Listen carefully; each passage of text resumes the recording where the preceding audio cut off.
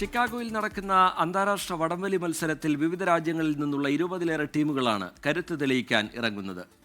August 31-ന് Morton Grove park district സ്റ്റേഡിയത്തിൽ അമേരിക്കയ്ക്ക് പുറത്തുനിന്നുള്ള 12 ടീമുകളും പങ്കെടുക്കും. വനിതകൾക്ക് പ്രത്യേക മത്സരം ഉണ്ടായിരിക്കും. വടംവലി മത്സരം മികച്ചതാക്കാനുള്ള എല്ലാ പ്രവർത്തനങ്ങളും പൂർത്തിയാക്കിയതായി tournament committee chairman Cyriac Koovakattil അറിയിച്ചു. വടംവലി മത്സരത്തിലെ ജേതാക്കളെ ഏറ്റവും വലിയ സമ്മാനത്തുകകളാണ് കാത്തിരിക്കുന്നത്.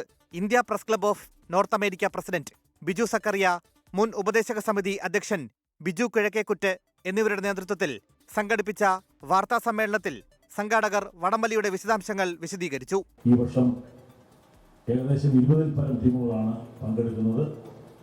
അതുപോലെ തന്നെ വനിതകളുടെ വശ്യേറിയ ടൂർണമെന്റ് ഈ വർഷം ഉണ്ടായിരിക്കും.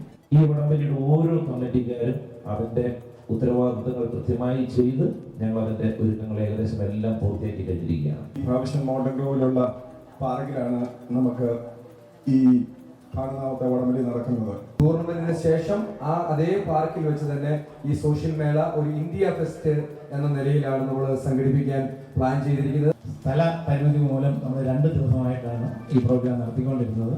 ഇവിടെ വളരെ വിശാലമായ ഒരു മൈതാനമായതുകൊണ്ട് ഒറ്റ ദിവസം നമ്മൾ ഈ 2 പരിപാടിയും കൂടി നടത്തുകയാണ്. ടൂർണമെന്റ് വിജയത്തിനായി വിവിധ കമ്മിറ്റികളിലായി 60 പേർ പ്രവർത്തിക്കുന്നതായി സോഷ്യൽ ക്ലബ് പ്രസിഡന്റ് റൊണാൾഡ് പുക്കുംബേൽ പറഞ്ഞു.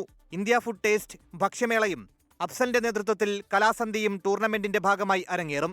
5000-ലേറെ പേർ പങ്കെടുക്കുന്ന വടംവലി മത്സരം കാണുവാൻ കേരള രാഷ്ട്രീയത്തിലെ പ്രമുഖരും എത്തുന്നുണ്ട്. 24 USA